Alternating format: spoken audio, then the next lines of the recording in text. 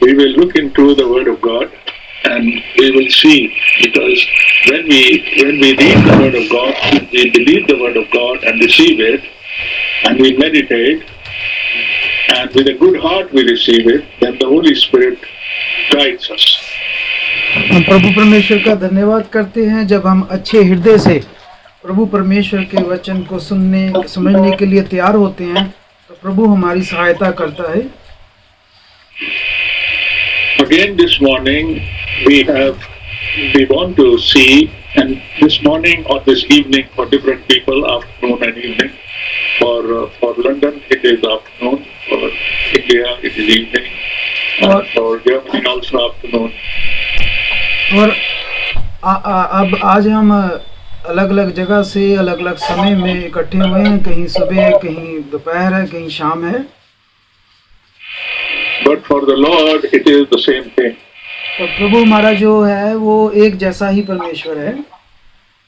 We live in different circumstances, in different time dimensions, and in different time frames, but our Lord is always present and He is always working and He is always awake. हम अलग अलग जगह पे रह सकते हैं, अलग अलग समय में रहते हैं और अलग अलग हालातों में रहते हैं, लेकिन हमारा प्रभु परमेश्वर जो है वो हर समय, हर जगह, हर हालात में मौजूद है। So that is why we can hear His voice from anywhere at any time in all circumstances. इसीलिए हम उसकी आवाज जो है हर समय, हर जगह, किसी भी हालात में उसकी आवाज सुन सकते हैं। We know that there is always a fear in every human being. Every human being fears something. हम जानते हैं हमेशा ही मनुष्य जो होता है, जो भी मनुष्य है वो हमेशा कुछ ना कुछ सुनता है। He fears. He has a fear in his heart for something. और उसके हृदय में कोई एक डर है, उसके हृदय में। And the natural fear in every human being is about death. और हर एक इंसान में जो एक कुदरती जो डर है हर इंसान के हृदय में, वो है मौत का। Now you see, when we are born in this world, we don't know how we were born in this world, and we don't even remember exactly when we were born, and we were told that we were born, and as we grow, we start fearing death. और देखिए, जब हम पैदा होते हैं हमें उस वक्त नहीं पता होता हम किस तरह कब कैसे पैदा हुए हैं, लेकिन जब हम जैसे जैसे बढ़ते हैं तब हमें जो पता चलता है कि मौत भी है और हम फिर उस मौत से डरना शुरू कर देते हैं। And we don't realize that we came into this world and someone sent us into the world. We did not come by our own choice. और जब हमें पता चलता है कि हम जो इस जगत में अपनी मर्जी के साथ नहीं आए हम। As believers, as Christian believers, we know that we came as was given to us by God Himself.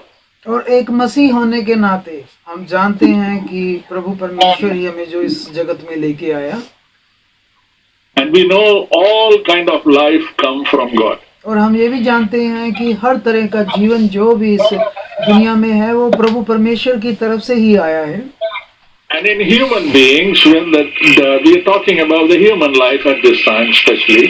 और खास करके हम एक जो अब बात कर रहे हैं वह हम मनुष्य जीवन की बात कर रहे हैं। The human life comes with the freedom of choosing, with the freedom of thinking. लेकिन जो मनुष्य जीवन है उसके पास जो है एक आजादी है, वो आजादी है चुनाव करने की, उसके पास आजादी है चुनाव करने की। People try to regulate and live their life as the choices they make. और लोग जो है वो कोशिश करते हैं कि जो भी उनकी मर्जी इच्छा है उसके मुताबिक जीने की कोशिश करते हैं। But the choices everybody will make, God already knows before that person is born. और प्रभु परमेश्वर जो है वो हमारे जन्म से पहले ही जानता है हमने किन चीजों को चुनना है, कौन सी चुनाव करने हैं हमने। And by His knowledge, by His foreknowledge, He knows those people who are going to be in His program. और प्रभु परमेश्वर भी अपनी सामर्थ्य से जानता है कि कौन है जो उसकी तरफ उसका फैसला लेने जा रहे हैं सही रास्ते का। And He knows them before they are born. और जहाँ तक प्रभु उनके जन्म से पहले ही उन्हें जानता है। Now, it is very important for us अब ये who are हमारे- connected with our God अब ये बहुत जरूरी है हमारे लिए कि हम जो है अब प्रभु परमेश्वर के साथ रिश्ता रखें, जुड़ जाएं उससे। what we think about death. और हम मौत के बारे में क्या सोचते हैं? We don't think about death like the whole world thinks about death. हम जो है हम मृत्यु को ऐसे नहीं सोचते जैसा बाकी सारा जगत सोचता है। The whole world is so disappointed about the word death. और पूरा जगत ही जो है मौत के बारे में बहुत ही ज्यादा निराश है। And in order to save things for them in this world, they do everything so that they can keep the things and they can live for longer period. और वो हर वो चीज करते हैं जिसके द्वारा उन्हें लगता है कि उनकी जो उम्र है वो लंबी हो सकती है। But as a believer, we know लेकिन हम विश्वासी होने के नाते ये जानते हैं that our life is a blessing because God has given us. हमारा ये जो जीवन है ये एक आशीष है क्योंकि प्रभु ने हमें दिया है। But we also know that even the death can become a blessing for us. लेकिन हम ये भी जानते हैं कि जो मृत्यु भी है वो भी हमारे लिए एक आशीष ही है। The death of our Lord Jesus Christ became a blessing for us. और देखिए प्रभु यीशु मसीह की जो सलीब की मृत्यु थी वो हमारे लिए आशीष लेकर आई। This has taught us what kind of attitude we should have towards death. और उसने हमें ये सिखाया है कि हमारा जो है वो स्वभाव जो है वो कैसा होना चाहिए। We all know that it is for this human body, it is appointed to die one day. और हम ये भी जानते हैं कि ये प्रभु ने निर्धारित किया हुआ है कि एक दिन अंत होना है। Many people who came before us, they have died physically. और हमारे से पहले भी जो शरीर में आए वो इस जगत को छोड़ के गए हैं। Those who were good people or those who were bad people, those could be old people or young people, many people have died since the time of Adam and Eve. चाहे वो बुजुर्ग है, चाहे जवान है, चाहे बूढ़े हैं, चाहे छोटे हैं, बड़े हैं, कैसे भी हैं, आदम से लेके अब तक सब लोग जो हैं वो इस जमीन से चले गए। Except for the person of Enoch and Elijah. और सिर्फ हम बाइबल में देखते हैं एक हनोक हुआ है और एक एलिया हुआ है जिन्होंने मृत्यु नहीं देखी। And even people are dying every day now. और यहाँ तक कि आज भी बहुत सारी दुनिया मरती है। Many of the good believers have also slept in the Lord. और They are बहुत physically gone from this world. बहुत सारे अच्छे विश्वासी भी जो हैं वो भी इस जगत को छोड़ गए हैं, सो गए हैं प्रभु में। So, and Bible says that death is the last enemy of human being. और बाइबल बताती है कि मृत्यु जो है वो मनुष्य का आखिरी शत्रु है। This is for the mankind, for the general public. और ये जो है ये मनुष्य के लिए है ही है। And a believer knows, although the death is the last enemy. और विश्वासी होने के नाते हम जानते हैं कि जो मौत है वो हमारा आखिरी शत्रु है। But this is not our last destination. लेकिन ये हमारा आखिरी मंजिल नहीं है मौत। This is only going from one stage or one dimension to another dimension. ये तो हमें एक हिस्से से जो है वो दूसरे हिस्से में पहुंचाती है मौत। That is why a believer does not fear death. इसीलिए विश्वासी जो है वो मृत्यु से नहीं डरता। There can be great sickness in our life. हालांकि हमारे जीवन में बहुत सारी जो है दुख तकलीफ आ सकती है, बीमारी आ सकती There है। can be temptations, obstacles, so many things to overcome. हालांकि बहुत सारी मुश्किल मुसीबतें परीक्षाएं भी हमारे जीवन में आ सकती हैं। There can be a time when it looks your life is finished for me today. Looks like it is end of my life. और ऐसा भी हो सकता है कि एक समय ऐसा लगेगा कि हमारा अंत हो गया है, अब तो खत्म है सब कुछ। But brethren, we should always remember that all kind of fear comes from devil.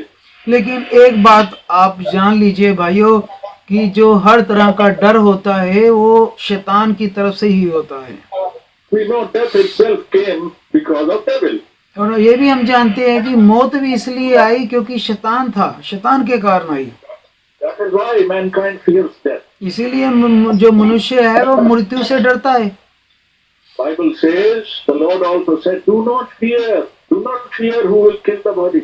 प्रभु परमेश्वर ने कहा हुआ है कि उनसे मत डरना जो शरीर का नुकसान कर सकते हैं। Fear him who can destroy the body and the soul. उससे डरो जो आत्मा और जीवन को जो नरक में डालने की क्षमता रखता है। So as per the word of God, और वचन के मुताबिक the wisdom of a believer is to fear God. और जो परमेश्वर की बुद्धि है दी हुई वो परमेश्वर का ही डर रखती है, Not to fear the devil. शैतान का नहीं डर रखते हम परमेश्वर का डर रखते हैं। Not to fear the death, हम मृत्यु का डर नहीं रखते, but we fear God. हम परमेश्वर का डर रखते हैं। And that fear of God is not a fear which will scare us, which is very dangerous for us to do. और जो परमेश्वर का डर है वो ऐसा डर नहीं है कि हम बहुत घबराए हुए हैं, हम बहुत ज्यादा दुनिया मृत्यु से डरे हुए हैं, नहीं। He is our heavenly Father. वो हमारा जो है वो हमारा स्वर्गीय पिता है हमारा। When we say we fear our father or when we fear our elders, it is not that they are our enemy and we fear. जब हम कहते हैं कि हम परमेश्वर से डरते हैं और अपने बुजुर्गों से डरते हैं, इसका मतलब ये नहीं है कि वो हमारे दुश्मन है या हम उनके दुश्मन हैं। When we use the word fear, that means we respect. जब हम बोलते हैं कि हम बुजुर्गों का परमेश्वर का डर रखते हैं, इसका मतलब हम उनकी इज्जत करते हैं। When we fear God, we respect God and His word. जब हम परमेश्वर का डर रखते हैं, हम परमेश्वर की और उसके वचन की इज्जत करते हैं। When the world began, जब संसार शुरू हुआ, in the book of Genesis, we saw उत्पत्ति में हम देखते हैं the first death occurred और जो पहली मृत्यु आई when Cain killed his brother Abel. जब काइन ने अपने भाई हाबिल को मारा। That was the first human death recorded in the Bible. और ये पहली मृत्यु है जो बाइबल में रिकॉर्ड हुई है। But that death happened after the fall of man. और ये मृत्यु तब आई जब जो है मनुष्य जो है वो गुनाह में चला गया, गिर गया अनुग्रह से। After that, Adam and Eve also died. इसके बाद हम देखते हैं आदम हवा भी मरे हैं। And many more people who were born after that, they all died. और उसके बाद भी बहुत सारे लोग पैदा हुए हैं, वो सब मरे हैं। There was a continuous death happening in the life of the mankind. और मनुष्य की जाति में जो है मृत्यु लगातार चलती रही है। But the source of this death was sin. और जो देखिए जो आई है मृत्यु, सोर्स कहाँ है इसका? The source was sin. और जो इसका कारण था वो था पाप के कारण मौत आई। Because God told Adam in the book of Genesis, क्योंकि प्रभु परमेश्वर ने उत्पत्ति में आदम को कहा था, God gave him a commandment. परमेश्वर ने उसे हुक्म दिया था। He told him उसने not to do something. प्रभु ने कहा था कि तू वो फल ना खाना। He told him not to eat from the tree of the knowledge of good and evil. परमेश्वर ने कहा जो भले और बुरे ज्ञान का वृक्ष है उसका फल ना खाना। But eventually mankind had fallen into that temptation. लेकिन हम देखते हैं जब मनुष्य जाति है वो परीक्षा में जो है वो पाप कर गई, फेल हो गई। God had already given a warning. God had already cautioned that if you will do this, the day you will do it, you will surely die. परमेश्वर ने हालांकि पहले ही ये वार्निंग चेतावनी दे दी थी कि अगर तू ये पाप करेगा तो तू मारा जाएगा। And God was meaning both the deaths. और प्रभु परमेश्वर का जो कहने का मतलब था वो था दोनों तरह की मौत। A man can die physically, a man can die spiritually. और वो मनुष्य जो था वो एक आत्मिक तौर पे भी मारा गया, उसके बाद वो शारीरिक तौर पे भी मरना शुरू हो गया। Physical death separates us from this world. जो शारीरिक मौत है वो हमें सिर्फ इस संसार से जुदा अलग करती है, The spiritual death separates us from God. लेकिन आत्मिक मौत जो है वो हमें परमेश्वर से जुदा कर देती है। Unless we are reconciled with God under His program, we remain dead people. जब तक हम परमेश्वर के साथ दोबारा से रिश्ता नहीं ठीक कर लेते, जोड़ नहीं लेते, तब तक हम एक तरह से आत्मिक तौर पर मरे हुए हैं।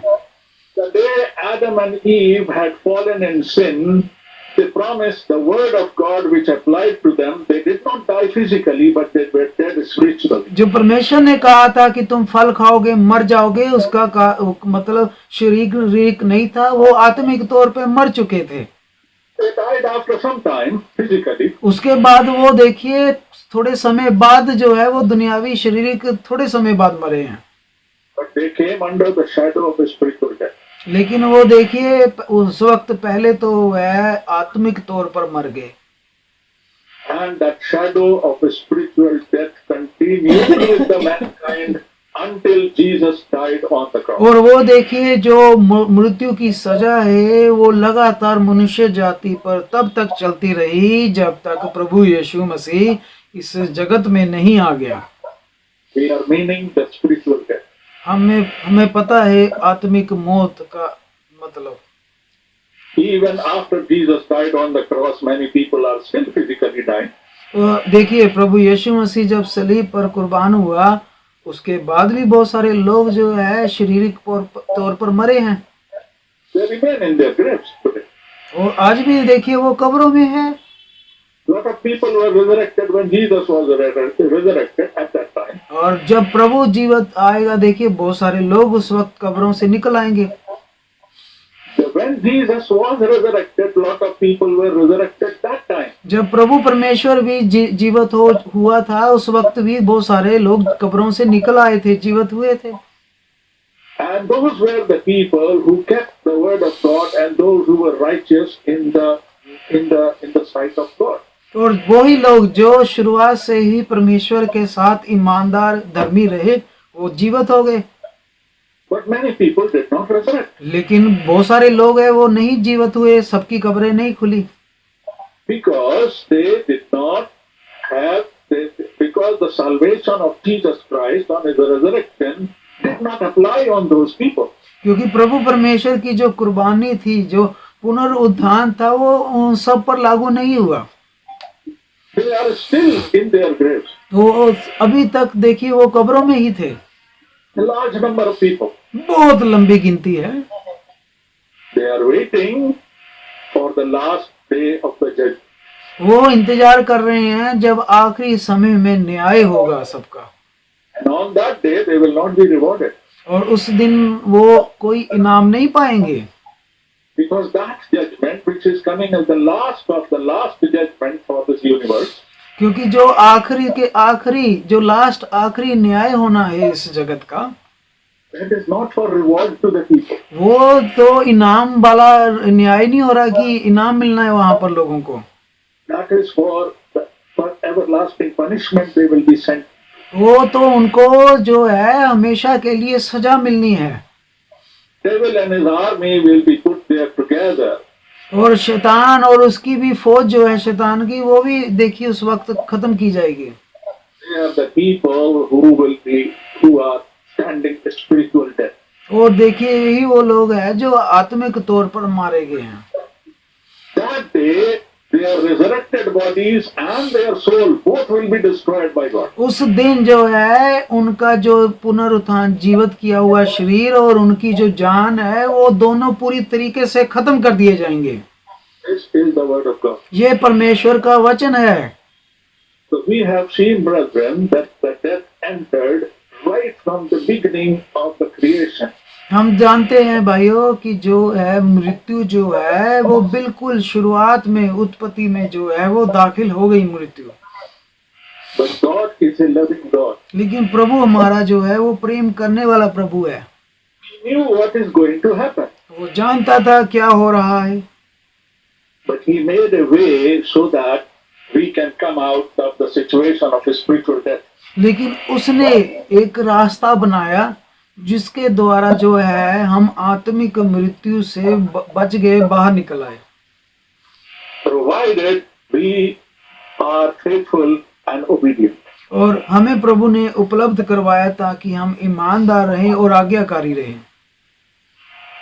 Only the faithful and the obedient, they will come back from the spiritual death to the everlasting life. जो ईमानदार है और जो आज्ञाकारी रहेंगे, सिर्फ वो ही है जो उस आत्मिक मौत से निकल आएंगे, हमेशा का जीवन पालेंगे।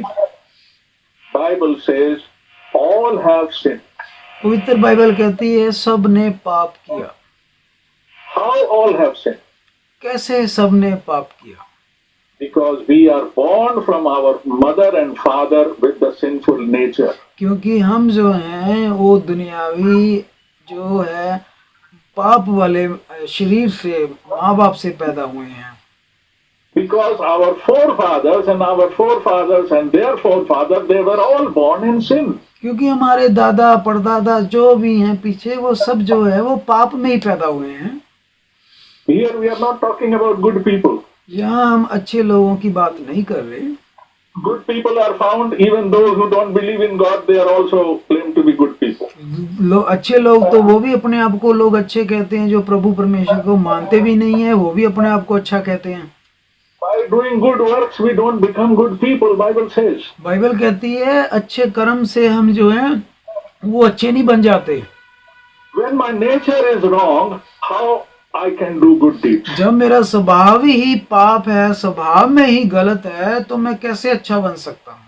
Paul says, I want to do a good thing, it is very hard for me to do, but I don't want to do the wrong things which I automatically do. पौलुस कहता है मैं अच्छा करना चाहता हूँ, मुझसे बुरा हो जाता है, पर ये बुरा करने वाला मैं नहीं, मुझसे जो बुराई है वो करवाती है बुराई।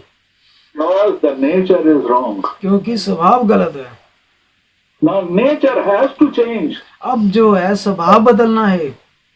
Nature cannot be changed by the teaching of this world. हम अपना स्वभाव इस दुनिया की तालीम से नहीं बदल सकते। Nature cannot be changed by doing good morals and good deeds and charity and good work for humanity. My nature will not change by this. चाहे हम दान पुण्य कर ले, बहुत सारी सेवा कर लें, उसके द्वारा भी जो है हम अपना स्वभाव नहीं बदल सकते। Only God can change my nature. सिर्फ परमेश्वर हमारा स्वभाव बदल सकता है। When the nature of Jesus Christ comes in me, then my nature change. जब प्रभु परमेश्वर का स्वभाव, प्रभु यीशु मसीह का स्वभाव मुझ में आएगा, तब मेरा जो है स्वभाव बदलेगा। I cannot change my own nature. मैं खुद अपना स्वभाव नहीं बदल सकता।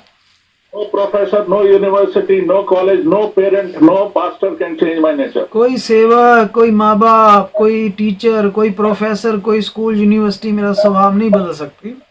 Unless I am born in the family of God, then only I will carry the nature of God in me. जब तक मैं परमेश्वर के परिवार में ना जन्म लूं और परमेश्वर के उस परिवार का हिस्सा ना बन जाऊं, तब तक मैं अपना स्वभाव नहीं बदल सकता। That means unless I become a part and parcel of the plan of salvation of God and I take birth in that family, then only I become a child of God. और सिर्फ जब मैं उस परिवार में हिस्सा लूंगा, परिवार में जन्म लूंगा, तब जाके मैं उस परिवार का हिस्सा बनूंगा, स्वभाव का हिस्सा बनूंगा। So that's why the whole duty of the man, इसीलिए मनुष्य का जो संपूर्ण कर्तव्य है, is to look for that way which the word of God says how to be born again and how to get the new nature. उसको सिर्फ वो रास्ता देखना है, उस वचन की तरफ देखना है जो उसे बताता है कि किस तरह जो है स्वभाव बदलना है। As long as my nature remains sinful, अगर जब तक मेरा स्वभाव पाप वाला रहेगा, I will not only die physically, I will also die spiritually. फिर तो मैं सिर्फ शारीरिक तौर पे नहीं मरने जा रहा, मैं तो आत्मिक तौर पे भी मरा हुआ हूँ।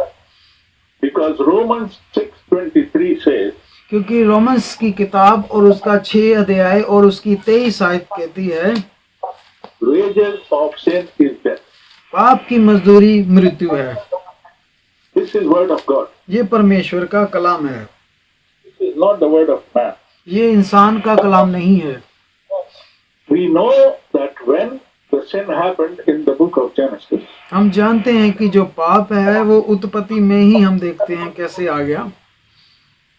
God, when he was talking to Adam, जब परमेश्वर ने आदम से बात की, he declared to Adam उसने आदम को बता दिया that he is going to curse this earth for the sake of him. उसने परमेश्वर ने बताया तेरे कारण ये जो धरती है वो श्रापित हो गई है।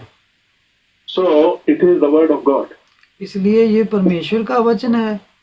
So we know this whole earth, the whole universe, the whole world is under curse. और हम जानते हैं ये सारी जमीन, ये सारी धरती, ये सारी सृष्टि जो है वो श्राप में है।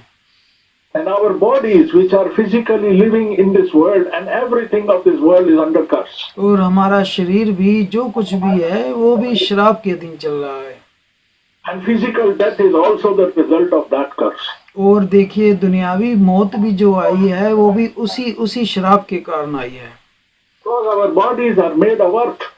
क्योंकि प्रभु ने हमारा शरीर जो बनाया था वो अच्छा बनाया था। Bible tells us in the book of Genesis, first God created man. Bible कहती है उत्पत्ति की किताब कि परमेश्वर ने पहले जो है वो मनुष्य बनाया था। Then he formed man from the dust of the earth. फिर उसने जमीन की मिट्टी से उसे रचा। When he created man, he created a spiritual being. जब उसने मनुष्य बनाया था उसने उसको आत्मिक तौर पे बनाया था। Then he formed him through with the dust of the earth into a shape. फिर उसने देखिए मिट्टी से उसे बनाया, बाद में उसे मिट्टी से शेप दी उसको। And he put his breath into his nostrils. उसके अंदर जीवन का श्वास डाला परमेश्वर ने। And man becomes a living soul. तब जाके मनुष्य जो जीवित प्राणी बना। Man is a living soul like you and me here. We are living souls. मनुष्य एक जीवित प्राणी है जैसे आप और मैं हैं। But we are constituted with three elements. पर हम जो हैं वो तीन चीजों से बने हुए हैं। One is the Spirit of God which lives in everybody. एक आत्मा है परमेश्वर का जो हर किसी के अंदर रहता है। God has given his part, because God is a spirit, John 4:24, God has given his part into every human being. क्योंकि परमेश्वर आत्मा है, यूहन्ना 4:24, और उसने अपने आत्मा का एक हिस्सा जो है हर एक मनुष्य को दिया है। The second part is the body, the physical body which is made of dust. और दूसरा जो है वो शरीर है जो इस मिट्टी से बना है, which is flesh and blood. और देखिए वो एक शरीर है और खून है। And third part is the soul. और तीसरा है जो जान है, परमेश्वर ने हमें दी है जान। Man is human being is constituted with these three things. This is the word of God. Bible says. Bible ने कहा है मनुष्य इन तीन चीजों से बनाया गया है। Now, when a person will die physically, जब एक मनुष्य शारीरिक तौर पर मरता है, exactly what is happening? तब क्या होता है? The soul leaves the body. जो जान है वो शरीर को छोड़ जाती है। What is my soul? मेरी जान क्या है?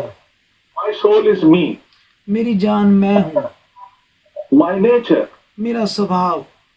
My attitude, my character. मेरा स्वभाव, मेरा उठना बैठना। My body is not me. मेरा शरीर मैं नहीं हूँ।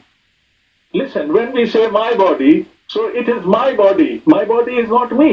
जब मैं कहता हूँ मेरा शरीर तो इसका मतलब ये नहीं मेरा शरीर ये वाला। When I say my nose, my eye, my hand, my foot, this is not me. जब मैं कहता हूँ मेरा नाक, कान, गला, ये मेरा नहीं।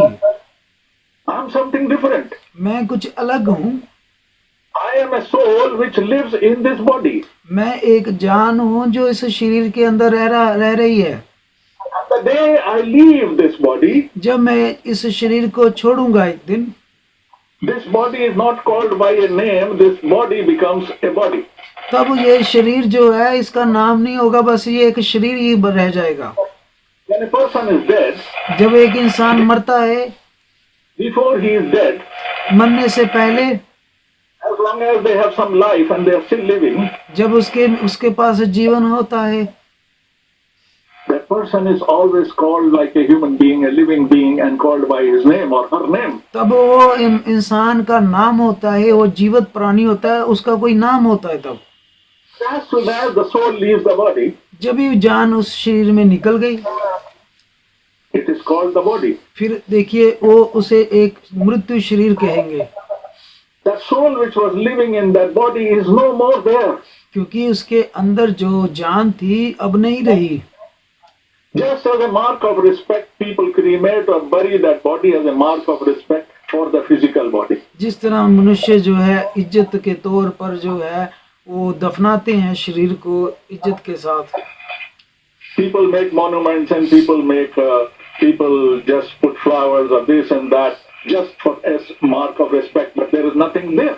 लोग देखिए, आपने देखा होगा, लोग बहुत सारे फूल चढ़ाते हैं, फूल लेके आते हैं कब्र पर एक इज्जत के तौर पर ये कुछ नहीं होता। ये This is a human sentiment. ये एक मनुष्य जो है, एक प्रेम है, मनुष्य का लगाव होता है। जो We respect the human sentiment वो एक इज्जत देते हैं उस शरीर को, बॉडी को, because that object, that human being in that form lived with us for a few days or few years or few months, and then as a mark of respect, as a mark of human attachment, we respect that. क्योंकि वो मनुष्य जो था जब जीवित था, हमारे साथ दिन महीना साल रहा था, हमारा उसके साथ लगाव था, इसलिए उसको एज ए इज्जत देने के लिए हम फूल चढ़ा देते हैं।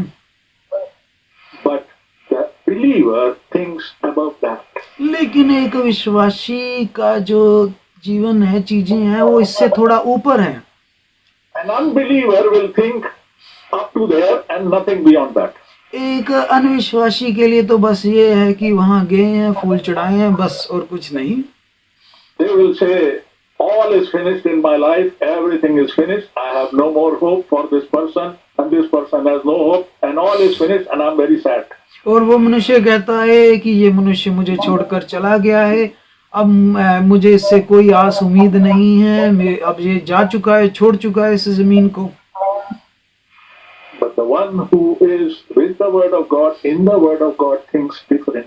लेकिन जो वचन में है, वचन के साथ है, वो थोड़ा अलग सोचता है।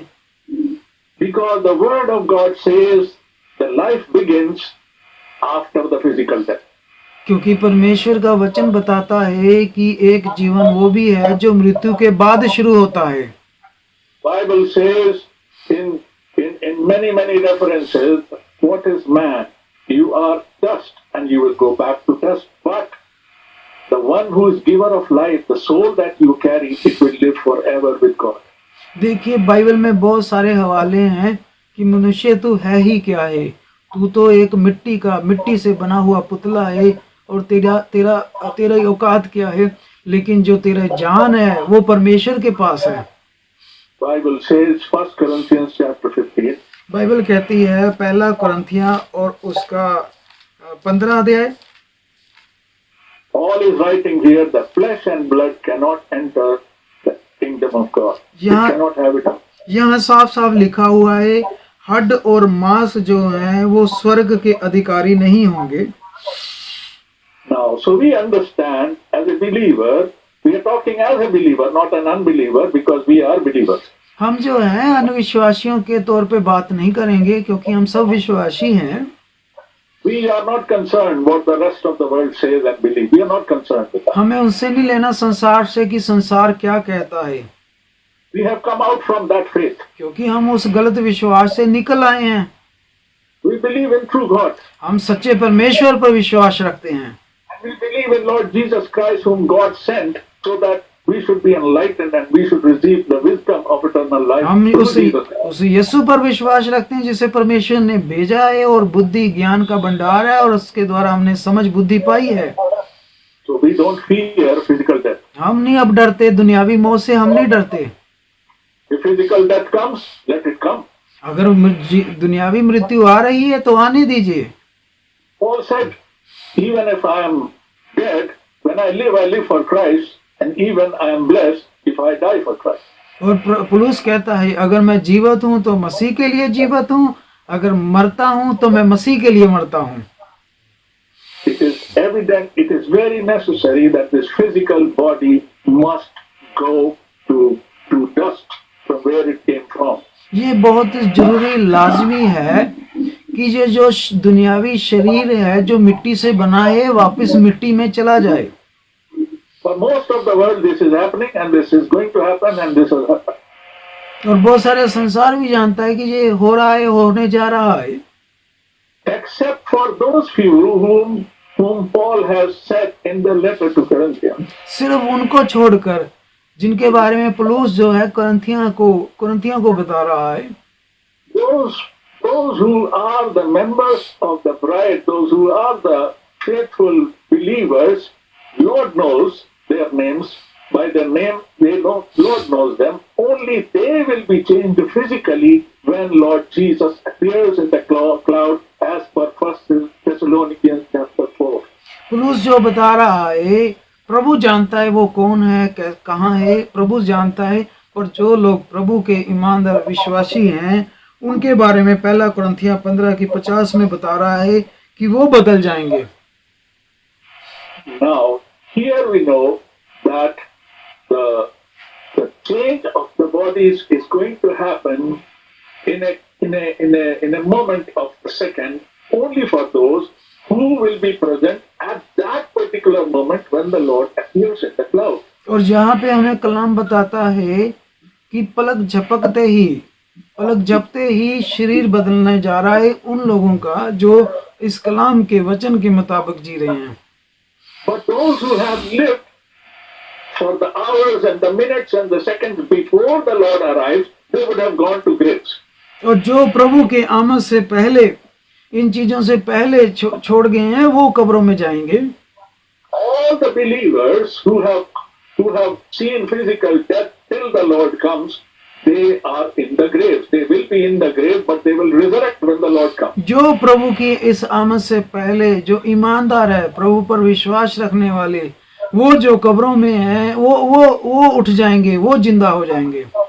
They had tasted physical death. इसका मतलब उन्होंने दुनियावी मौत का जो है स्वाद चखा है. Only those who are present as believers when the Lord comes, their bodies will change. जो ईमानदार विश्वासी हैं, जो प्रभु आएगा सिर्फ उनके शरीर बदल दिए जाएंगे. But the Bible says not many times in the Bible about the physical death. इसीलिए बाइबल में देखिए ज्यादातर आपको दुनियावी मौत के बारे में क्या कहा जाता है. If we read a scripture, John chapter 12 and verse 24. अगर हम यूहन्ना की अंजील पढ़ें, यूहन्ना की अंजील और उसका 12 अध्याय. यूहन्ना This is here the scripture says, the Bible says that this is the philosophy. This is the philosophy of the life and the death. ये देखिए जो ये कलाम है ये जीवन और मृत्यु के बारे में है. And in this chapter 12 we know Jesus is talking and giving this teaching. हम ये जानते हैं जो ये 12 अध्याय है यहाँ प्रभु यीशु मसीह जो है वचन दे रहा है. Here Jesus says in verse 23.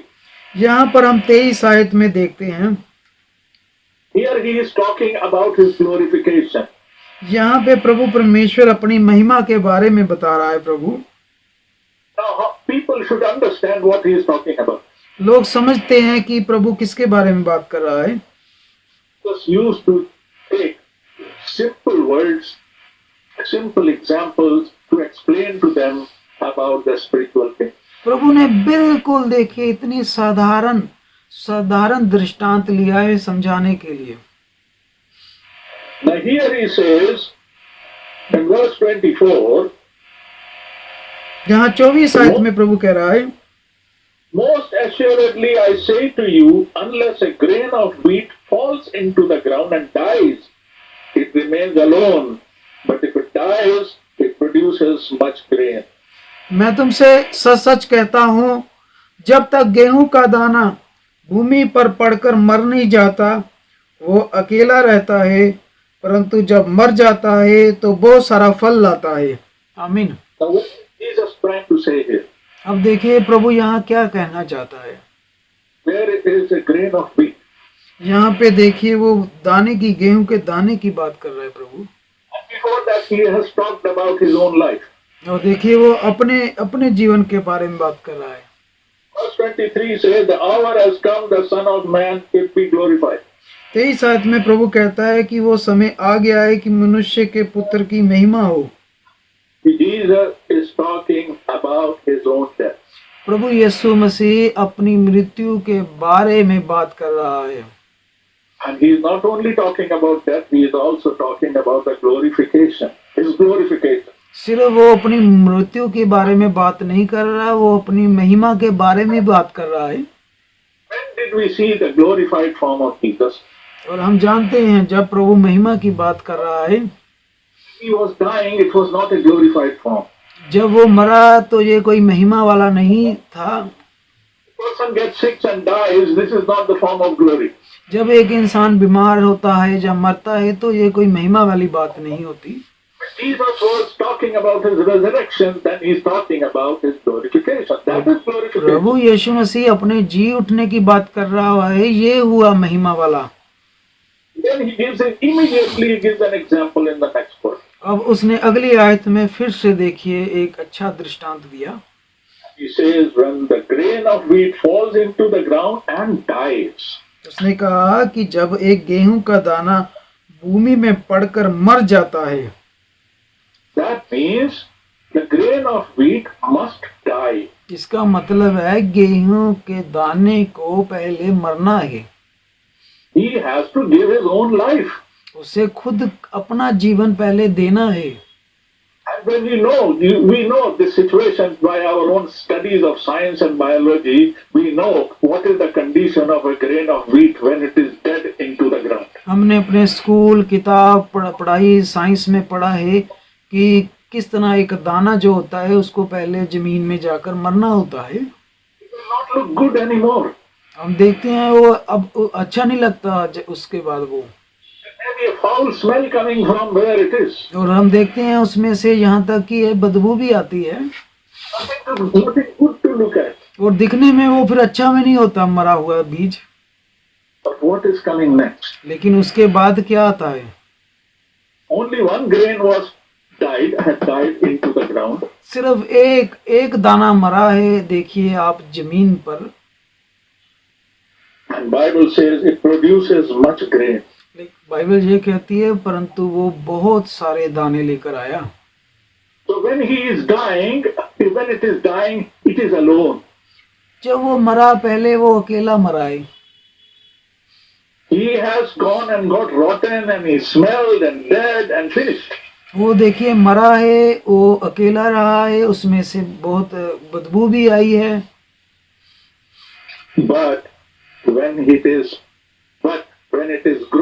grows back, when it resurrects, when it comes out, लेकिन जब वो देखिए निकल के बाहर आया, जमीन से बाहर आया, जीवन लेकर आया, वो Bible says it produces much grain. उस बाइबल कहती है वो बहुत सारे दाने लेकर आया।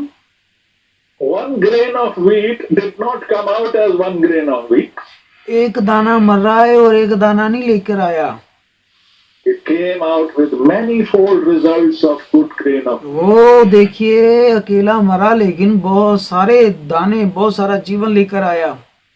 We have to think, if it was a bad grain of wheat, it will not come out. Nothing will come out from it. अगर सोचिए ये गंदा बुरा दाना होता तो कोई जीवन नहीं लाता। Now here Jesus is talking about himself. अब देखिए यीशु मसीह यहाँ पर अपने बारे में बात कर रहा है। Jesus is that grain of wheat which has वही life. यीशु ही वो दाना है, अच्छा दाना है जो सलीब पर कुर्बान हुआ है। He had to die. उसे देखिए मरना पड़ा पहले खुद को, अकेले को। Isaiah 53, and look at him when he is hanging on the cross. और इशाया 53 में लिखा है कि देखिए वो जब सलीब पर चढ़ा है, There was nothing good to behold in his face and in his body. तो लिखा है कि वो दिखने में सुंदर नहीं था, उसका चेहरा सुंदर नहीं था तब। How can you expect a man who has been tortured into various courts of different kings, and then he has been beaten badly, he has been whipped, and he is now hanging on the cross? आप सोच के देखिए, एक मनुष्य को बहुत बुरे तरीके से मारा जा रहा है, पीटा जा रहा है, कोड़े मारे जा रहे हैं, मुंह पे थूका जा रहा है, तो वो कैसा होगा उसके बाद? And he is bleeding from his face, on his face from the head because a crown of thorns is put on his head. उसके सर पर कांटों का ताज रखा हुआ, उसके चेहरे पे खून ही खून भरा हुआ है। He is even thirsty, so they don't give him water, they give him vinegar. और देखिए उसे प्यास लगी है, पानी मांग रहा है, उसे नहीं दिया जा रहा। क्या दिया जा रहा है उसको? देखिए His condition at that time is going like the grain of wheat which is going to die. यही है वो जो अच्छा दाना पहले खुद मरा, देखिए बुरे तरीके से मरा, देखिए दाना अकेला। He went to the cross alone. वो सलीब के ऊपर अकेला मरा। But what is the result of his resurrection? लेकिन देखिए पुनरुत्थान क्या क्या लेकर आया? जीवन। That grain of wheat had eternal life. वो देखिए जो बीज मरा वो कितना जीवन लेकर आया। Hallelujah.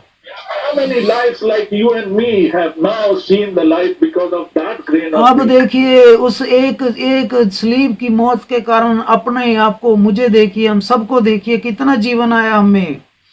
He has brought a big harvest. और देखिए उसने कितनी कितनी बड़ी देखिए कटाई की है। But brethren, we can be that grain from his harvest only if we belong to him. ये देखिए हम तभी उसके खत्ते में इकट्ठा होंगे अगर हम उसके साथ रिश्ता रखते हैं। He has the life. और देखिए उसमें जीवन है। He said, I have eternal life. I have the way. I am the hope. I am the way. I have eternal life. उसने कहा मैं ही मार्ग हूँ, सत्य हूँ, जीवन हूँ, मैं ही अनंत काल का जीवन हूँ, हमेशा का जीवन हूँ। The grain of the wheat had a nature. और देखिए जो बीज है वो एक स्वभाव है। That nature was that even if it will die, it will bring many grains and a big harvest. और देखिए अगर स्वभाव मर भी जाता है तो देखिए वो बहुत सारा जीवन, बहुत सारा लाइफ लेके आएगा। What a great miracle we can see here. देखिए कितना बड़ा यहाँ पे चमत्कार हुआ है। देखें आप, You see, you put a grain in the ground and the grain will die, it will rotten, it will change its face, it will change all its appearance and it will be very filthy. और एक बीज जो जमीन पर मर रहा है उसका रंग, शक्ल, सब कुछ बदल रहा है। देखिए But when it comes out with the life, लेकिन जब वो बाहर आता है तो जीवन लेके आ रहा है। that life which was in that seed, क्योंकि जीवन उस बीज के अंदर था। the seed died but not the life. देखिए बीज मरा लेकिन जीवन नहीं मरता। Likewise, brethren, when we die as believers, देखिए इसी तरह भाइयों, अगर हम विश्वासी के तौर पर मरेंगे, we may have physical death, the body will go to grave, हमारा शरीर जरूर कब्र में जा सकता है, but our soul has eternal life. लेकिन हमारी जान के पास हमेशा का जीवन है। That will not die. वो कभी नहीं मरेगा। That will get a new body. वो नया शरीर पाएगा एक दिन, And God will give that body. और परमेश्वर देगा वो शरीर। The death came here because of devil. और मृत्यु आई, शैतान के कारण मृत्यु आई है। But the eternal life came through Lord Jesus Christ. पर प्रभु यीशु मसीह के द्वारा हमेशा का जीवन आया। First Adam was responsible for our death. पहला आदम हमारी मृत्यु का जो है जिम्मेदार है। And we all are following the same genealogy and carrying the same nature. हम वही स्वभाव, सभी हम सब वही स्वभाव जो है वो चल रहे हैं उसी स्वभाव में। How loving, how kind, how graceful is our God. ओ कितना प्यारा, कितना ध्यान रखने वाला हमारा प्रभु परमेश्वर है। See the attribute of His love for us. ओ उसका देखिए जो प्यार करने वाला स्वभाव है, देखिए उसका कितना अच्छा है। He left the heavenly mansions and became man for us. ओ देखिए उसने अपना स्वर्ग वाला सिंहासन हमारे लिए छोड़ दिया प्रभु का। And took the form of a man. ओ देखिए वो एक शरीर लेके, मनुष्य का शरीर लेकर आ गया। And He went to the cross for our sake. और मेरी खातिर जो है वो सलीब पर चढ़ गया। So the man Christ, इसीलिए जो मसीह था, if we read the book of Timothy, अगर हम तिमोथियस की किताब पढ़ें I think it is second, और it अगर, is first Timothy, not Timothy. अगर हम पहला तिमोथियस में जाएं, We are just going to first Timothy. पहला तिमोथियस में हम जा रहे हैं। पहला तिमोथियस को खोलेंगे हम। पहले तिमोथियस में जा रहे हैं हम सभी भाई बहन। पहला Timothy First Timotheus and chapter 2. और पहला तिमोथियस उसका 2 अध्याय, दूसरा अध्याय। We are going to read verse 3, verse 5, sorry, verse 5. और देखिए 2 की 5 पढ़ने जा रहे हैं। पहला तिमोथियस उसका 2 अध्याय और उसकी 5 आयत में हम पढ़ने जा रहे हैं। This is a subject which is connected to the history of the seed and the history of the death, history of resurrection, history of glorification. All this is connected in the same subject. और जो हम पढ़ने जा रहे हैं इसका रिश्ता उसी से है, किस तरह वो मरा और बहुत सारा जीवन लेके आया, जीवित हुआ है, ये उसी के साथ। See what it says in 1 Timothy 2 verse 5. There is one God and one mediator between God and men, the man Christ Jesus. क्योंकि परमेश्वर एक ही है और परमेश्वर और मनुष्यों के बीच में एक ही बिचवाई है, अर्थात मसीह यीशु जो मनुष्य है। Now here, each word which Paul has written by the Spirit, this is not the mind of Paul. This is the mind of God, which Holy Spirit has given to Paul to write like this. देखिए ये पौलुस का मन नहीं है, पौलुस का नहीं है, ये तो जो मसीह, जो आत्मा, मसीह परमेश्वर का मन है। Bible is not the book carrying the thoughts and teachings of men.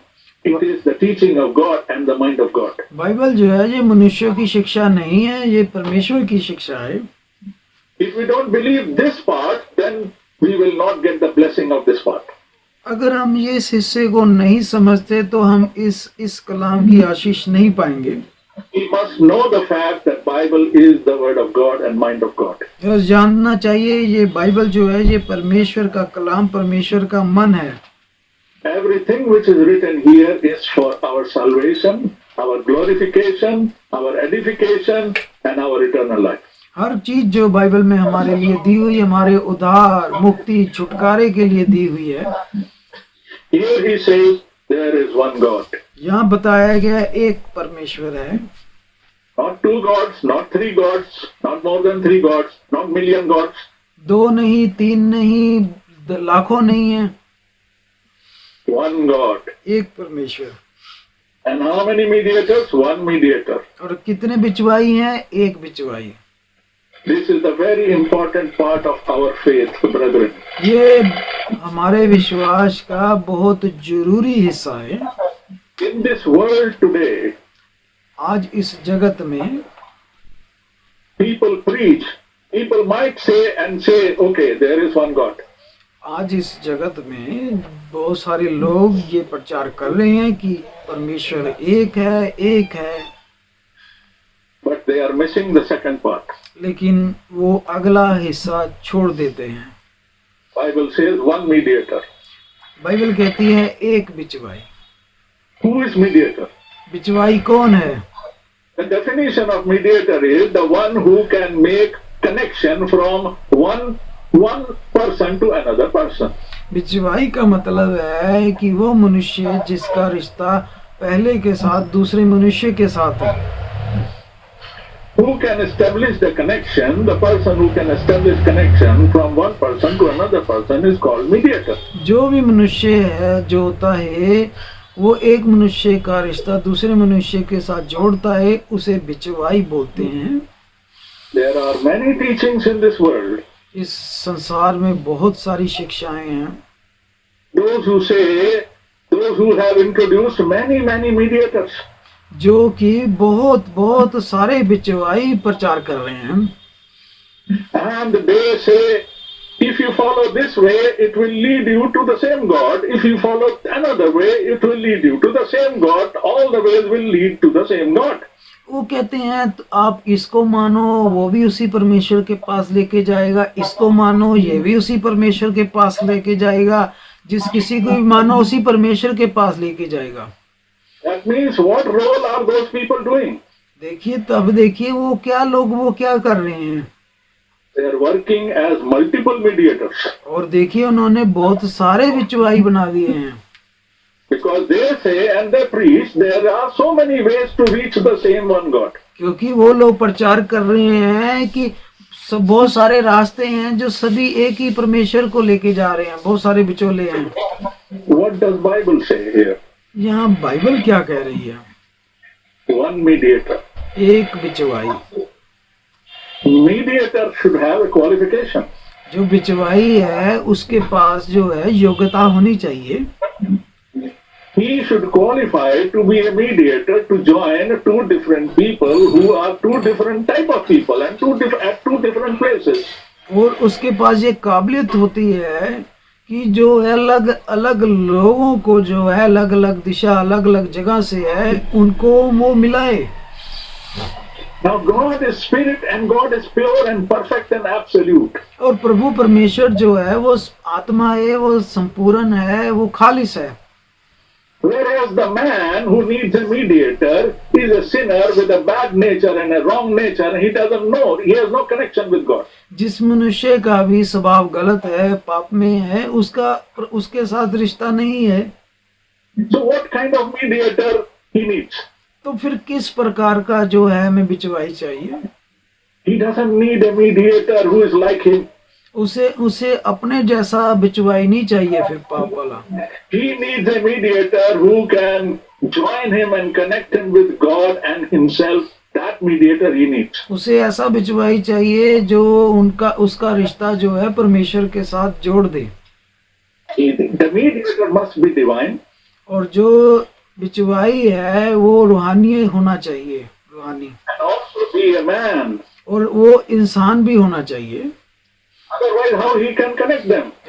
फिर को किस तरह उसके साथ जोड़ेगा परमेश्वर के साथ? God will speak a language and the man will not understand. परमेश्वर बोलेगा, मनुष्य समझेगा नहीं। Now these two will still remain disconnected and strangers to each other. और फिर तो दोनों ही एक दूसरे के लिए अजनबी हो जाएंगे। This always continued from the book of Genesis until Jesus came. और देखिए ये तो फिर उत्पत्ति से लेके जब तक प्रभु यीशु नहीं आ जाता था।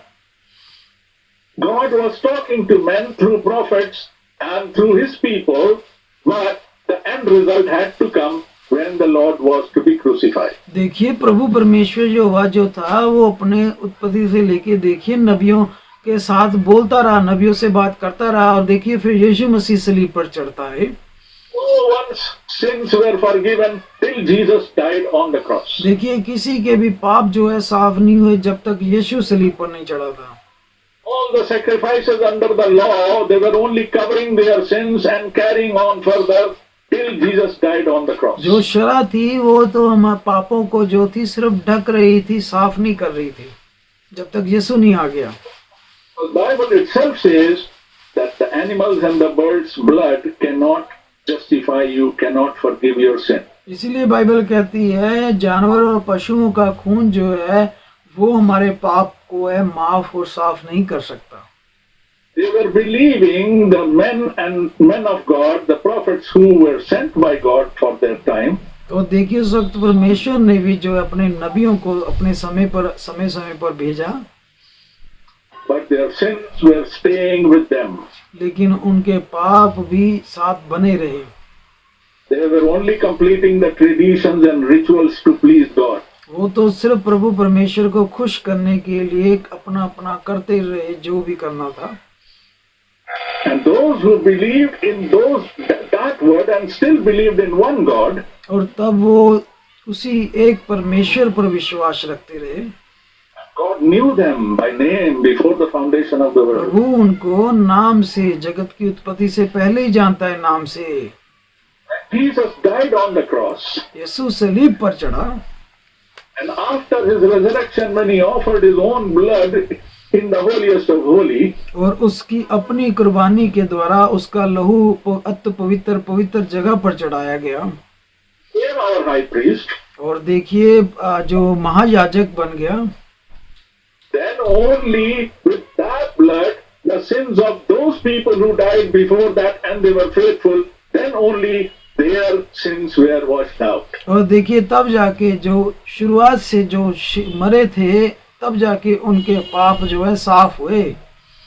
And even those people who were not born at the time of crucifixion, like us people, even our sins were also washed out with the same blood, provided we believe. यहाँ तक कि जो लोग पैदा भी नहीं हुए थे और जो हुए और हम भी लोग, हमारे गुनाह भी यीशु मसीह ने उस वक्त देखिए उसी वक्त हमारे भी उसी लहू के द्वारा साफ करके रख दिया। आमीन।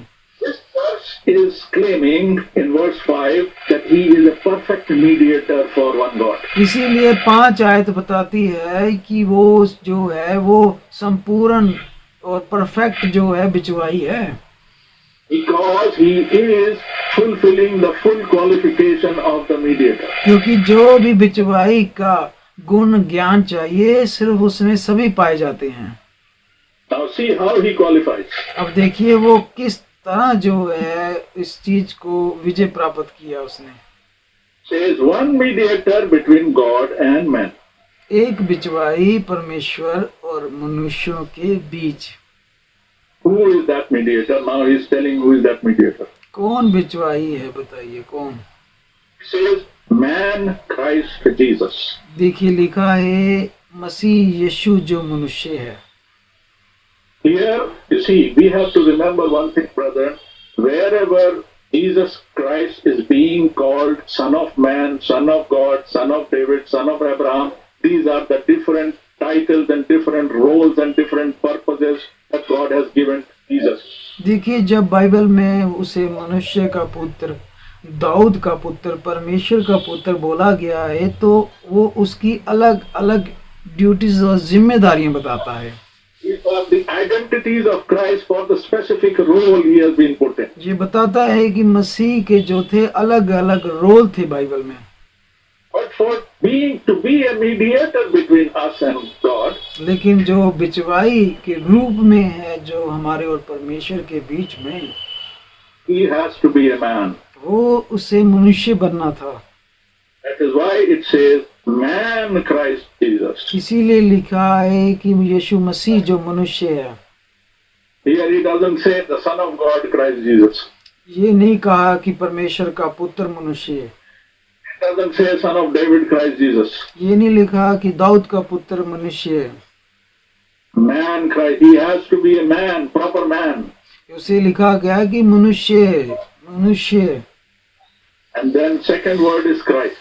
और अगला जो लिखा है वो है शब्द मसीह। We know what is the meaning of Christ. हम जानते हैं मसीह का अर्थ क्या है। Christ, the meaning of Christ is the one who is anointed by the Holy Ghost. मसीह का मतलब होता है कि वो जो परमेश्वर की तरफ से मसा किया हुआ हो। He is fully anointed, the full God is on him. वो प्रभु परमेश्वर की तरफ से पूरा पूरा मसा था, खुद परमेश्वर था। And who was this man? और वो मनुष्य कौन था? His name is Jesus. उसका नाम प्रभु यीशु है। So there are three words which are required to understand who the mediator is. अब 3 शब्द है जो हमें समझने हैं यहाँ पर जो है बिचवाई के लिए है। Dear brethren, the word of God will not do incomplete job. और प्रभु का शब्द जो है वो आधा अधूरा शब्द नहीं है भाइयों। Every word which is written in the scripture has a very, very essential meaning. और जो प्रभु परमेश्वर ने यहाँ पे जो वचन दिया है उसका बहुत बहुत ज्यादा गहरा मतलब है। We may not understand, is not God's problem. ये अगर हम नहीं समझ रहे तो ये परमेश्वर की समस्या नहीं है, But we can understand. लेकिन हम समझ रहे हैं। When? कब?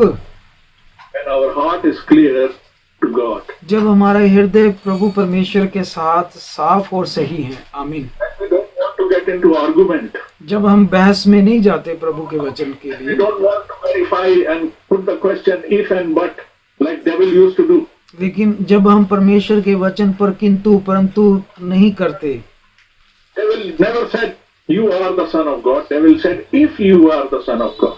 और ये नहीं लगा कि तू परमेश्वर, उसने कहा अगर तू परमेश्वर का पुत्र है। उसने कहा, Brothers and sisters, today also if we put questions to the word of God, मेरे भाइयों, अगर जैसा शैतान ने कहा कि अगर तू परमेश्वर का पुत्र है, हम भी कहते हैं कि अगर परमेश्वर का वचन, and start putting questions to the word of God, then our father is Lucifer, not God. अगर हम भी परमेश्वर के वचन पर किंतु परंतु लगाते हैं तो फिर हमारा भी पिता लूसीफर है। We have to believe as the word of God says. हमें तो सिर्फ जैसा परमेश्वर का वचन कहता है हमें उस पर विश्वास करना है। आमीन। The man Christ Jesus, he is our mediator. ये लिखा हुआ है मसीह यीशु जो मनुष्य। There is no other mediator who can qualify into this definition. अब देखिए कोई दूसरा बिचवाई नहीं नजर आ रहा है जो इस योग्य हो।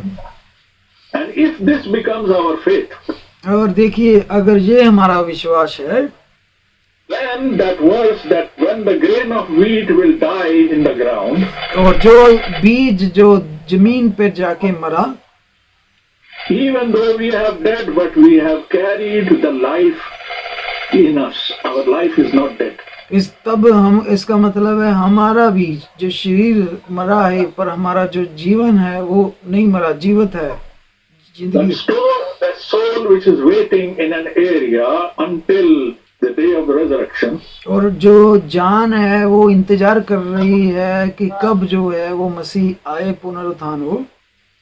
Like Jesus Christ became the first fruit of resurrection. जिस तरह यीशु मसीह जो था वो पुनरुत्थान का पहला फल बना। And there will be many fruits in that tree. और देखिए उस दरख्त पे और भी बहुत सारे फल है। But they will be the ones who carry the same life which was in Jesus. और वो उन सब के पास वही जीवन है जो यीशु मसीह में से निकला। And who is Jesus? प्रभु यीशु कौन है? Who is that man Jesus? वो मनुष्य कौन है यीशु मसीह?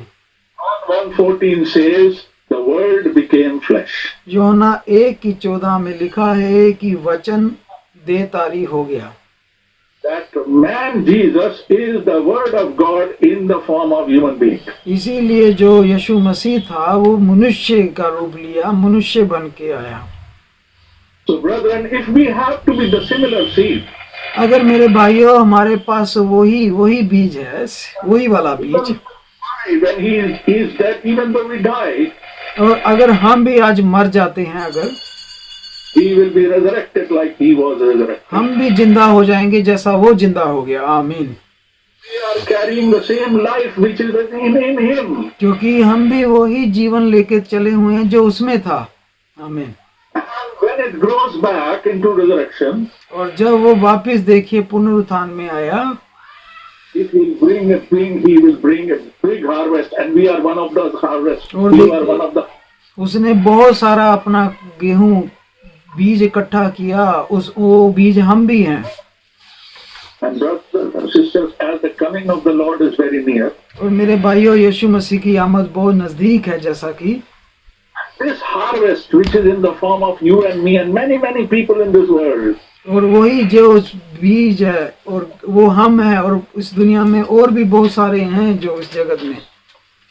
but Jesus said, if you want to be that seed, अब प्रभु ने कहा अगर तुम भी वो बीज बनना चाहते हो, you have to die to yourself and deny yourself. एक पर तुम्हें भी अपने आप को पहले मारना है और अपने आप का इनकार करना है।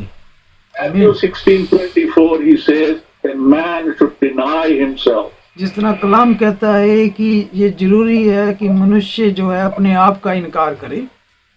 Luke 9:23 says that we must lift up our own cross every day. और लिखा है लूका 9:23 में हम सबको अपनी सलीब को हर रोज उठाना है।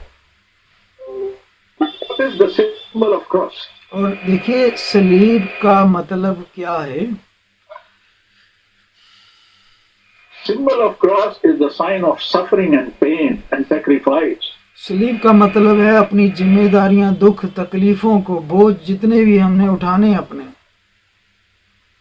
That means we have to lift up. इसका मतलब है हमें उठाने हैं। We may go through pain and suffering and sacrifice. So many things we will go through, but we have to carry it. हम बहुत सारी मुश्किल, दुख, तकलीफों से गुजर रहे हैं, लेकिन हमें उसको, सलीब को उठाना है। Because in this world we will get all this. क्योंकि हम इस जगत में जो है वो आए हैं तो उठाना है हमें। The life of a believer is not bed of roses, brothers and sisters. मेरे प्यारे भाइयों, जो विश्वासी की जिंदगी है वो इतनी आसान वाली जिंदगी नहीं है। Lord, the man Christ, the fully anointed man, God anointing himself, God coming in the form of the man who is fully anointed, he suffered so much. वो देखिए खुद परमेश्वर था, वो शरीर में आया था, मसा किया हुआ था, उसने खुद देखिए कितना दुख झेला है। How much we ought to suffer. और हमें कितना झेलना है दुख। देखिए Devil did not spare him. Devil tempted him many times. शैतान जो है बहुत बार हमें परखता है। Devil even quoted the word of God to teach him the word of God. और शैतान भी परमेश्वर का कलाम उठा के देखिए लाता है हमारे सामने। Imagine devil teaching word of God to word of God. और देखिए शैतान की जो है वचन की शिक्षा इस संसार में देता है, वो भी देखिए। No, he is talking to Jesus Christ, who is the word of God, and he is trying to tell him it is written. और देखिए शैतान भी क्या करता है, वो परमेश्वर का वचन उठाता है और वो भी कहता है कि ये लिखा है वचन में। How silly it is for devil to teach word of God to the word of God. और देखिए कितना अजीब बात है कि शैतान भी जो है वो भी परमेश्वर का वचन उठा के संसार को सिखाता है। No, he is teaching the word of God. और देखिए वो भी परमेश्वर का वचन सिखाता है।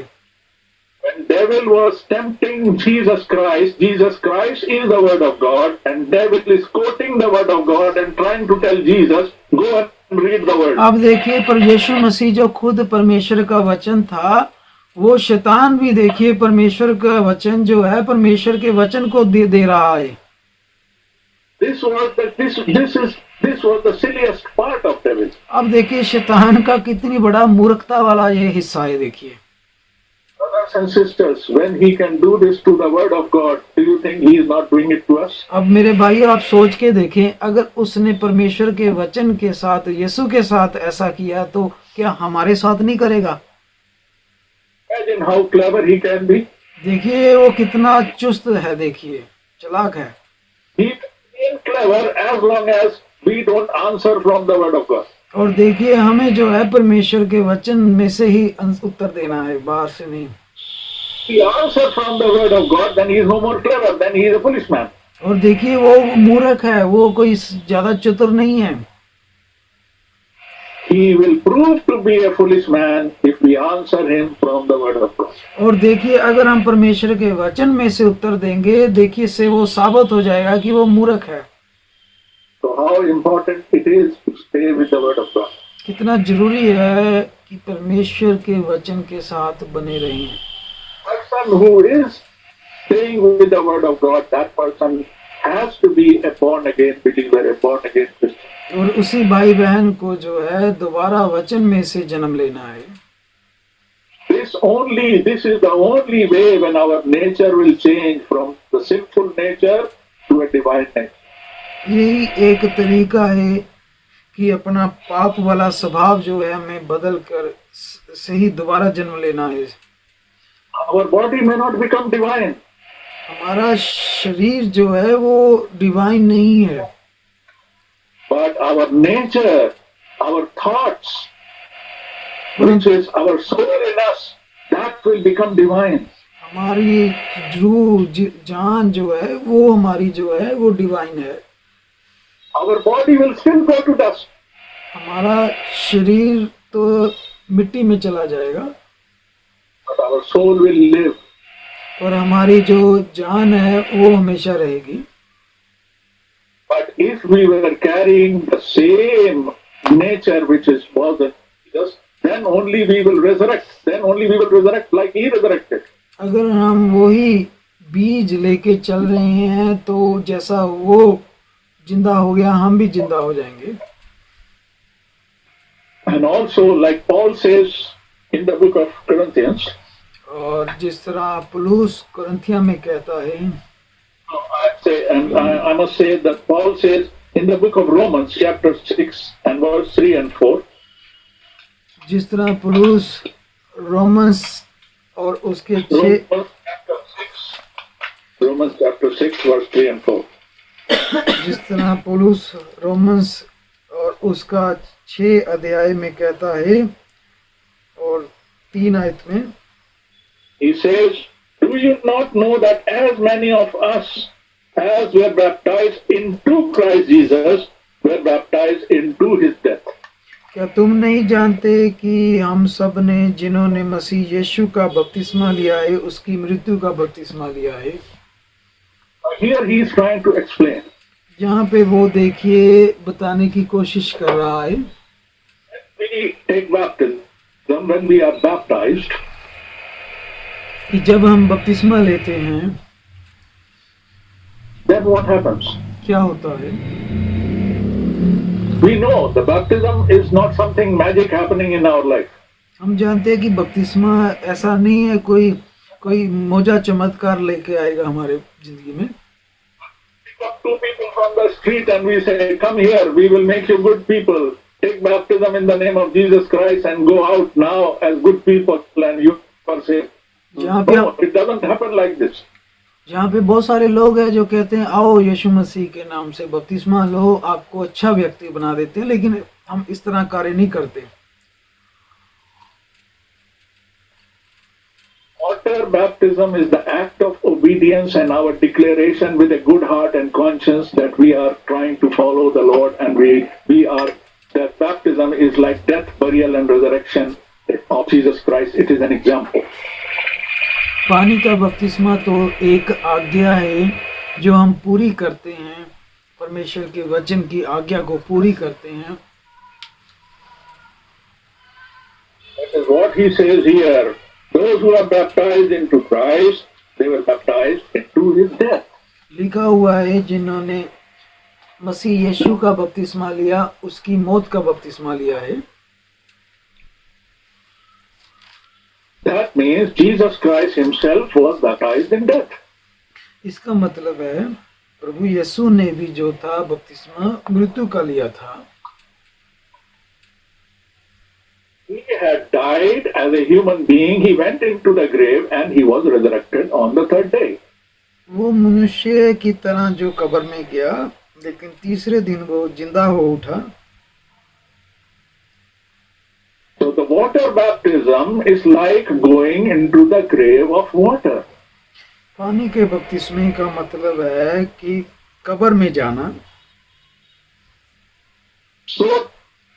So that we are going with a conscience, with an understanding and faith. We are not actually dying in that water.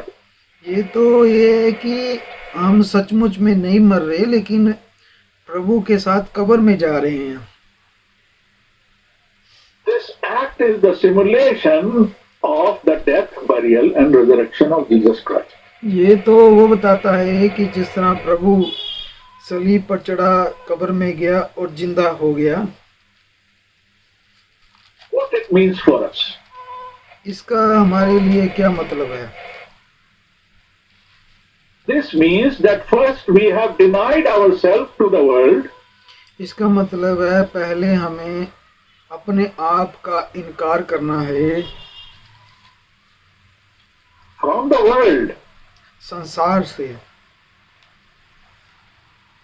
and then we have to go into the grave of the water. तब जाके हम जो है पानी की कब्र में जाएंगे। That means what? Now we are dead to this world. इसका मतलब अब हम इस संसार के लिए मर गए हैं। Now we go into the grave of the water. We put the dead body into the grave, not the living person. हम जो है वो कब्र में जो मर जाते हैं उनको रखते हैं कब्र में, ना कि जीवितों को। And out from the grave of the water. Sorry brother. Your internet has some problem, brother. Intermittently, it's going away. Yes, brother. Speak again, brother. I am saying when we come out of the grave of the water, और जब हम उस कब्र में से, उस पानी में से निकल कर आते हैं, that shows a type of resurrection. तो ये दिखाता है कि पुनरुत्थान की तरह दिखाता है. So baptism should be taken when the condition of our heart has changed. बपतिस्मा जो है वो हमारे जीवन का बदलाव दिखाता है, हृदय का बदलाव. If the condition of our heart has not changed, the baptism has no meaning. It's just like going into water and coming out of water. अगर हमारे हृदय का बदलाव नहीं हुआ तो फिर कोई फायदा नहीं, वो तो पानी में गए और निकल कर आ गए. Baptism is not going into a swimming pool. बपतिस्मा कोई ये नहीं है, कोई स्विमिंग वाला पुल है. It is the commandment that Jesus Christ himself instituted. But for who? और ये तो यीशु मसीह प्रभु परमेश्वर का हुक्म है, कलाम है. When we read in Acts chapter 2, who were baptized when Peter was preaching the sermon? Who were baptized?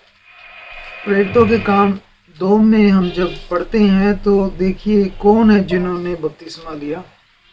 Those who heard the preaching of the word of God was Peter was preaching filled with the Holy Ghost. जो पतरस ने पवित्र आत्मा के द्वारा प्रचार किया, जिन लोगों ने वो सुना वचन हृदय छिदे. And then after hearing the word, they believed the word. जिन्होंने वचन सुना उन्होंने विश्वास किया. And after believing the word, they realized that they are in sin. Their nature is in sin. They are sinners. जब उन्होंने वचन सुना तब उन्होंने कबूल किया कि वो पापी हैं. And then they were pricked in their heart. तब उनके जो हृदय थे वो छिद गए. Then they asked Peter.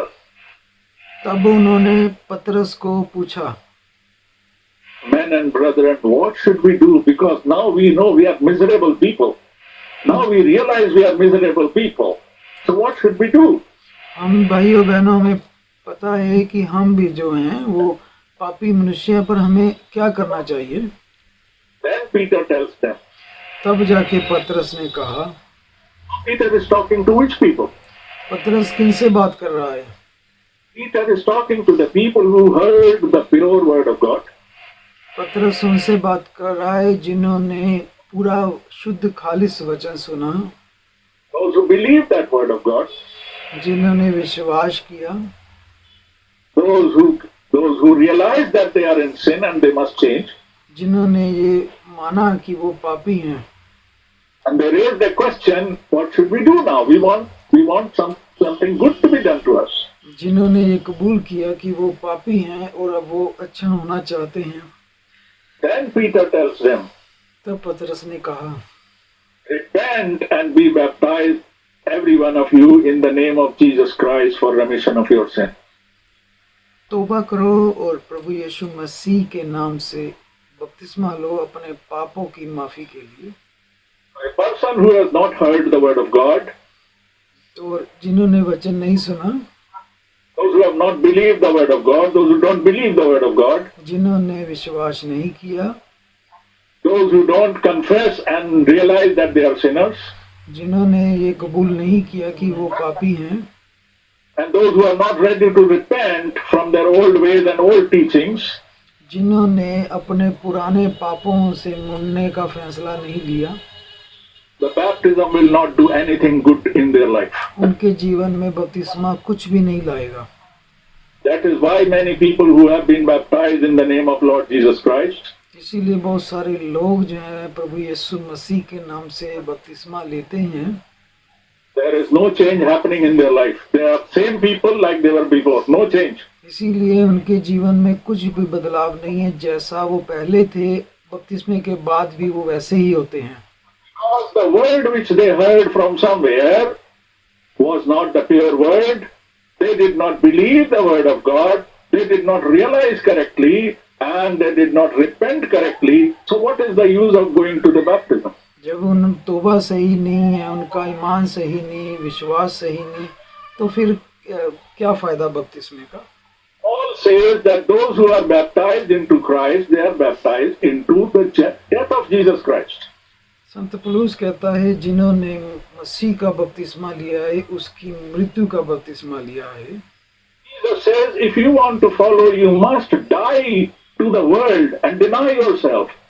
प्रभु यीशु ने कहा कि अगर तुम मेरे पीछे चलना चाहते हो तो अपने आप का इनकार करो और अपनी सलीब उठा के मेरे पीछे हो लो।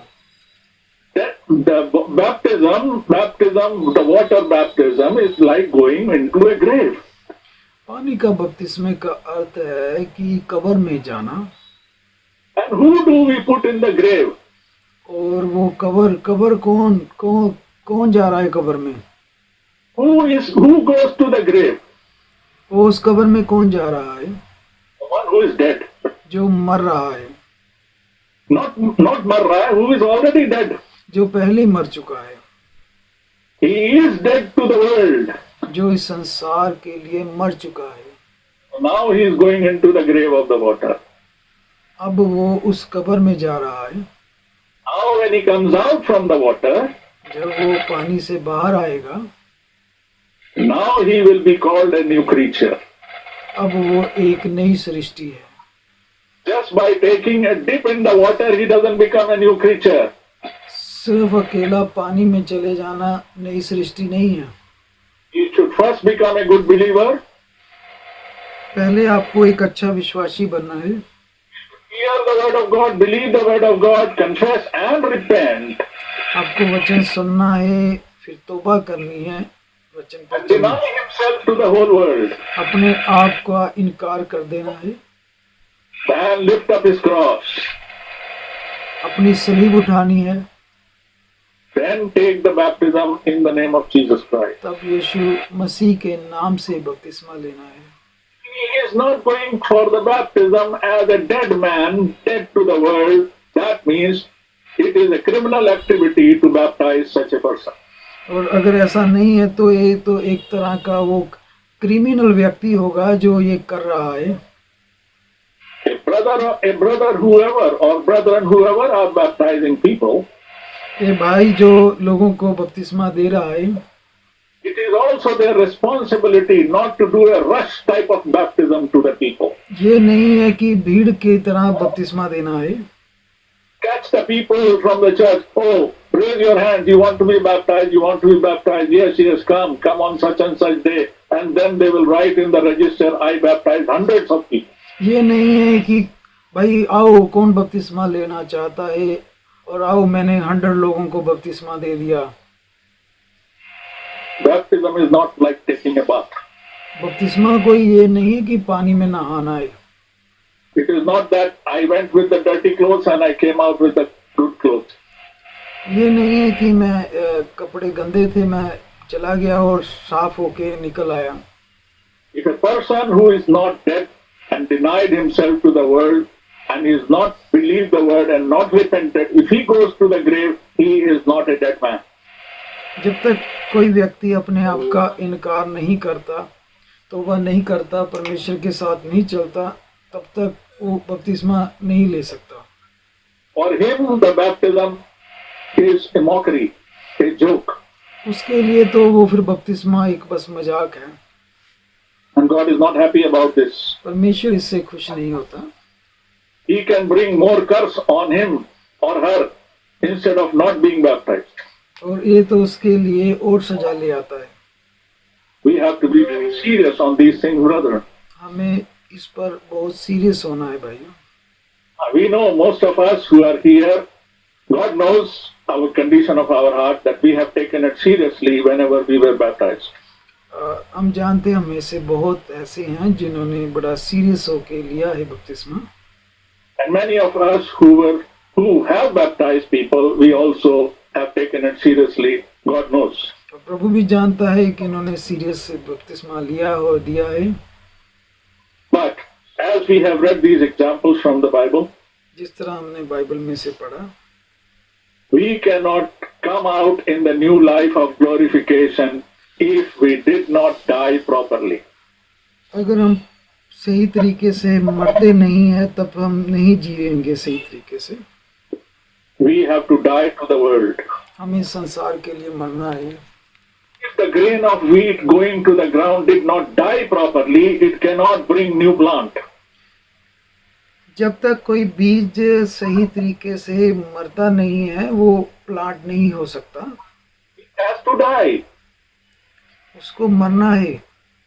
To have our resurrection and glorification, we must die properly. हमें दोबारा जी उठने के लिए सही तरीके से मरना है, Die to the world. संसार के लिए। Deny ourselves. अपने आप का इनकार। If we are in the word of God, then we will be dead to the world. अगर हम इस संसार में ही हैं तब भी संसार के लिए मरे हैं। We have the word of God, the scripture of God, then only we will be dead to the world. अगर हमारे पास परमेश्वर का वचन है तब हम संसार के लिए मरे हुए हैं। If we are living in the world, then only we are dead to the world. और अगर हम वचन के साथ जी रहे हैं फिर हम संसार के लिए मरे हैं। Then only we are dead with Christ. तब जाके हम मसीह के लिए मरे हैं। Then only we will be resurrected like he was resurrected. फिर हम जीवित होंगे जैसा वो जीवित हुआ। And we are going to read only one verse and then we will be finished. Only one verse. This is the substance of whatever we have been talking. हम एक आयत पढ़ेंगे और उसके बाद हम क्लोज कर देंगे। Why we read so many scriptures, brethren? There is a reason. हम क्यों इतने सारी आयतें पढ़ रहे हैं इसका अर्थ है। I can give many of my thoughts. मैं बहुत सारी अपनी विचार दे सकता हूँ। I can be a very educated man. I can claim to be a very wise speaker and good man and all that. मैं बहुत ही ज्यादा पढ़ा लिखा इंसान हो सकता हूँ, But if I cannot show it, if I cannot read it from the word of God, which is the mind of God, then all my way of talking and preaching and teaching is waste. परंतु अगर मेरा ये जो thought है, वचन है, ये परमेश्वर के वचन से मेल नहीं खाता तो ये फिर व्यर्थ है। That is why the word of God, if the word of God has got everything scattered in the whole word of God. इसीलिए परमेश्वर का वचन जो है वही वचन है, संपूर्ण है। So we have to go from scripture to scripture to identify what the word of God says, and word of God is in perfect harmony, whatever it says. इसीलिए हम जो है आयत के साथ आयत मिलाते हैं। Now if we read 1 Peter 1:23, पहला पत्रस और उसका 1 और उसकी 23 आयत। पहला 1 पत्रस Peter chapter 1 verse 23. पहला पत्रस और उसका पहला अध्याय और उसकी 23 आयत। Now here Peter is writing to Christians, believers like you and me. पत्रस यहाँ पर मसीहों को लिख रहा है जैसे आप और मैं। Now this is how a Christian should be, a believer should be. यहाँ लिखा है कि मसीह जो होना चाहिए। Verse 23 says, having been born again, not of corruptible seed, but incorruptible seed, through the word of God, which lives and abides forever. क्योंकि तुमने नाशवान नहीं पर अविनाशी बीज से परमेश्वर के जीवते और सदा ठहरने वाले वचन के द्वारा नया जन्म पाया है। Now brothers, in this verse, we have, whatever we have been talking for last 2 hours, this is the substance, this is the extract of all those scriptures which we read from the Bible. मेरे भाइयों, जो हमने आज वचन पढ़ा है पिछले 2 घंटे से, ये उसका सारा जो है निचोड़ है। First of all, he says, you have been born again. सबसे पहले लिखा है कि तुम्हें नया जन्म लेना है। That means the believer must be born again. इसका अर्थ है कि एक विश्वासी को दोबारा जन्म लेना है। Born again of what? दोबारा कैसे जन्म लेना है? Not of the corruptible seed, but incorruptible seed. नाशवान नहीं बल्कि अविनाशी बीज से। That grain which grows into the ground like Jesus, it should be like Jesus Christ. जिस तरह यीशु मसीह, Because Jesus Christ was the grain who was not corrupt. क्योंकि यीशु मसीह वो बीज है जो कि नाशवान नहीं है।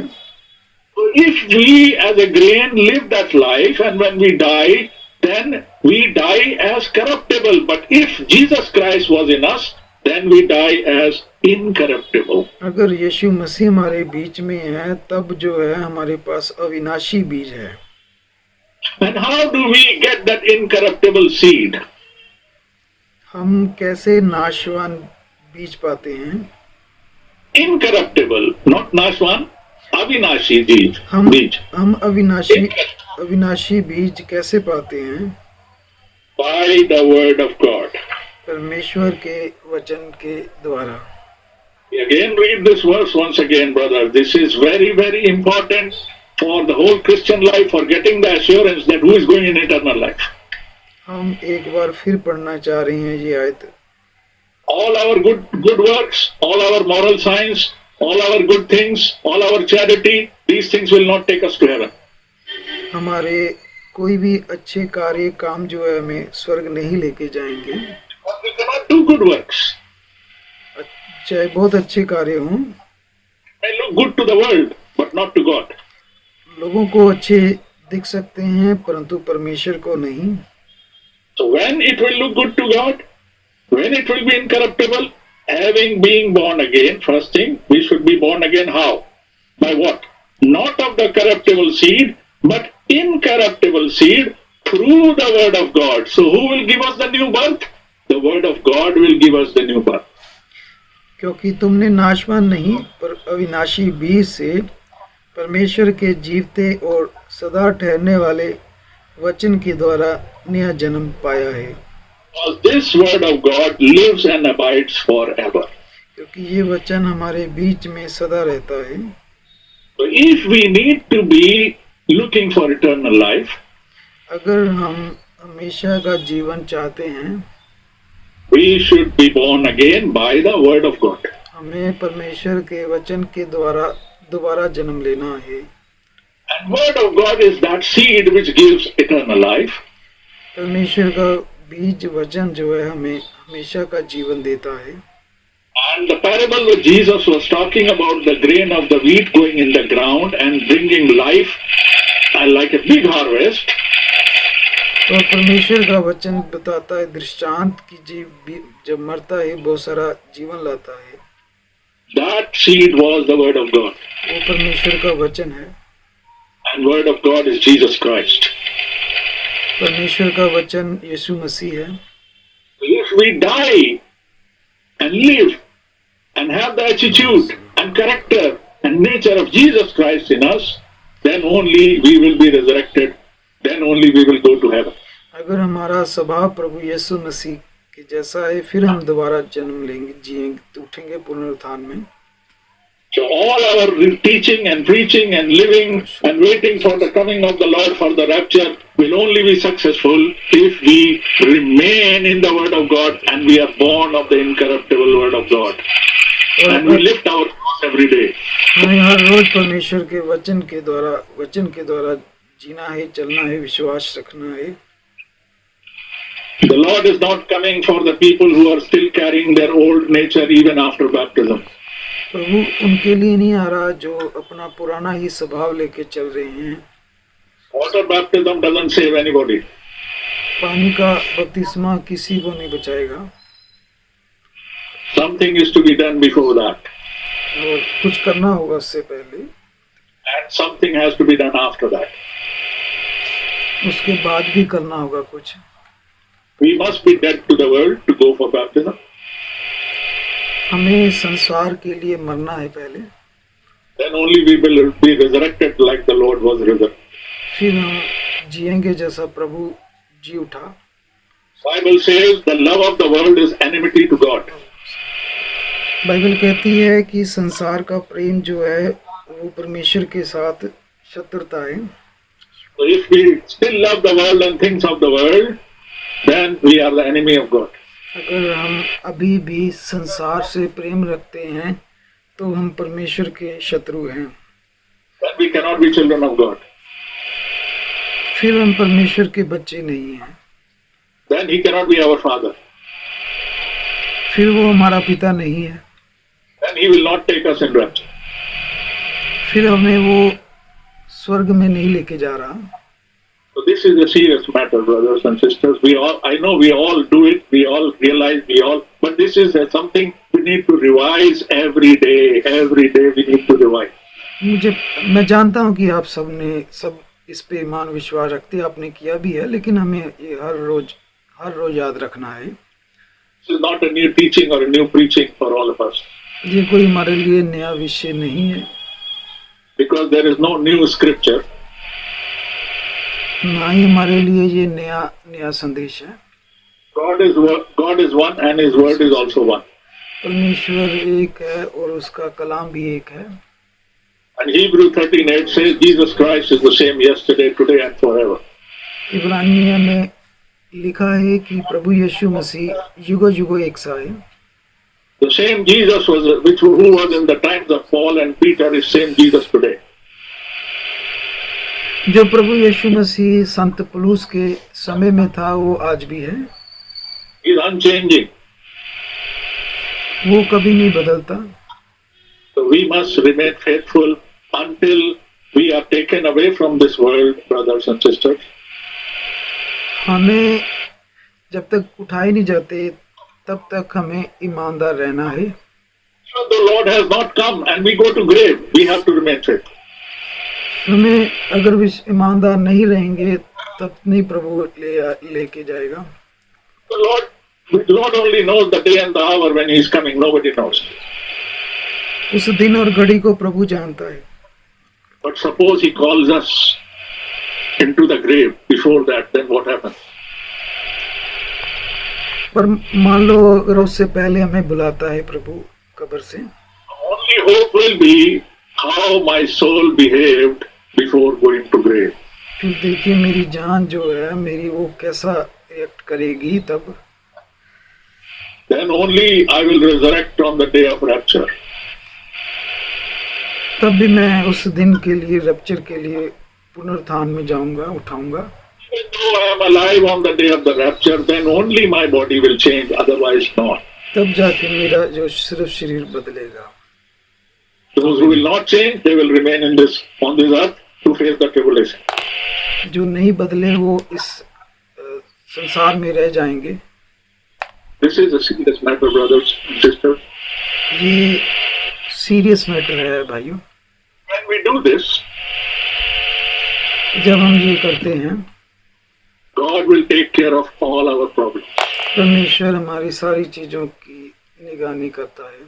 Things which will look impossible to us, God will make it possible. जो हमारे लिए चीजें नामुमकिन है वो हमारे लिए मुमकिन कर देता है। Everything that will happen and is happening in the life of those who love God, everything will work good for them. Romans 8:23. फिर धर्मी जन के लिए सब बातें मिलकर भलाई उत्पन्न करती हैं। Because even though it is a failure, even though it is a sickness, even though there is a death, even though there is unsuccessfulness, all things will work good for them who love God. चाहे कोई भी चीज हो धर्मी जन के लिए भलाई उत्पन्न करती है। So let us close this meeting with this faith and prayer, brothers, today. प्रार्थना के द्वारा इस सभा को समाप्त करते हैं। That the Lord will give us a good heart, प्रभु अच्छा हृदय दे, a good prayer, अच्छी प्रार्थना, prayer to God for not only for ourselves but for others. दूसरों के लिए भी प्रार्थना।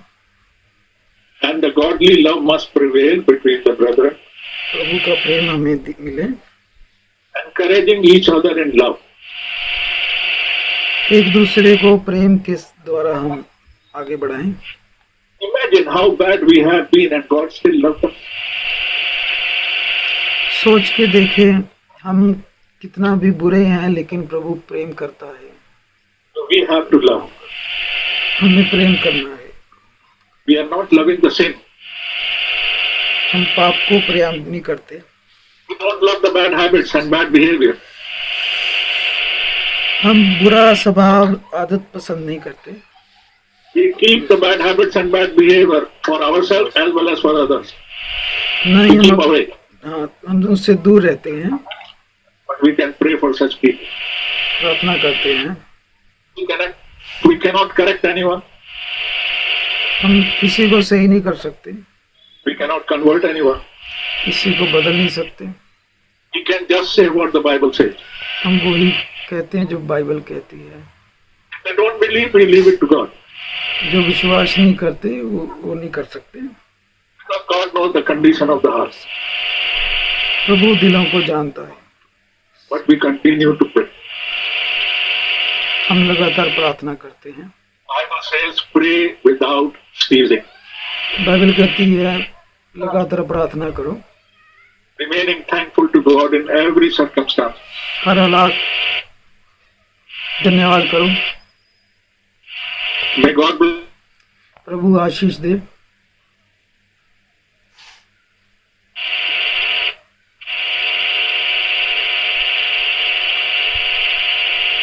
I can't hear you, Brother Jaswinder. Prabhu Ashish they. May the Lord bless us.